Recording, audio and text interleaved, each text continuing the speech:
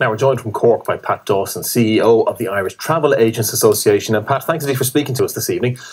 First of all, let's talk about your industry and what are you hearing from travel agents around the country as this coronavirus issue starts to really bite? Well, Ray, we're often very busy and we're firefighting all the time, and people want to change and they want to look at the different options, and we're talking to the suppliers.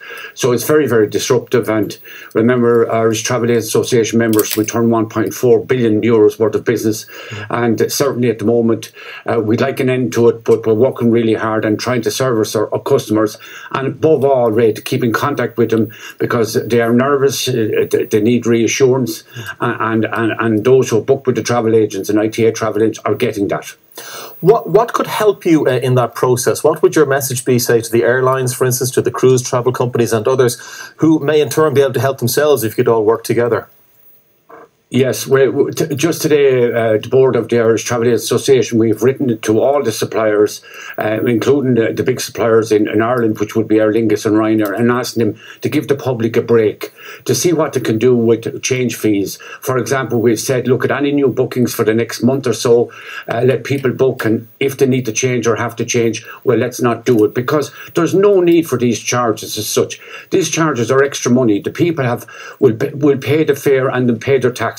So we regard it as profit taking, and there's no need for it because we all need help from everybody, and we work very closely with all these suppliers and particularly with Aer Lingus and Ryanair. So we've written to them and we're waiting for a response, and already I know British Airways and American Airlines have done it so far, and let the rest follow suit. And in the meantime, I presume as you say, you'd be hoping they'd follow suit with a positive response, I would imagine. But you spoke about people who have made bookings and how you're liaising with them. What about those who haven't made bookings? Are you seeing a drop in inquiries for travel to certain areas or areas that aren't even affected by this?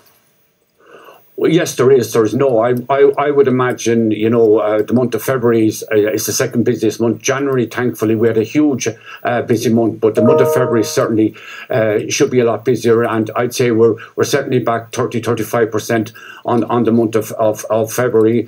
Going into March, things will get busier. But we need a break on it. We need, 3 or 4 days when you or I are not speaking about it, and to give confidence to the travelling public. And if that doesn't happen, and if this continues or potentially worsens, as we're hearing warnings, how bad could this get for the travel industry? Well, it'll be very, very worrying and such. Like all industrial problems or situations around the world, people will be looking at 3-day weeks or 2-day weeks or whatever it is, and it's each company to look after themselves. But as such, we will advise them, and we hope we don't get there. But as we've handled, SARS and 9/11 and all these catastrophes, we've got through them all, and hopefully, and we're a very positive, resilient group of people. And we'll hang in there together.